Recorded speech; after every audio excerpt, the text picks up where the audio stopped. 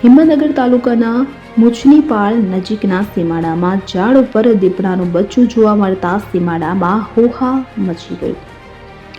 વિગતે વાત કરીએ તો બચ્ચાને સલામત રીતે પકડી જંગલમાં છોડી મુકાયું. મુછનીપાળ ગામ પાસે ઝાડ પર ચડી ગયેલા દીપડાના બચ્ચાનું રેસ્ક્યુ. હિંમતનગર તાલુકાના મુછનીપાળ નજીકના સીમાડામાં ઝાડ ઉપર દીપડાનું બચ્ચું જોવા મળતા સીમાડામાં ઉહાપો મચી ગયો હતો. વન વિભાગને આ અંગેની જાણ કરવામાં આવતા રેસ્ક્યુ ટીમ તાત્કાલિક ઘટના સ્થળે પહોંચી હતી કે જ્યાં કલાકોની જહેમત બાદ દીપડાના બચ્ચાનું રેસ્ક્યુ કરી સલામત રીતે વિજયનગરના જંગલ વિસ્તારમાં છોડી મૂકવામાં આવ્યું.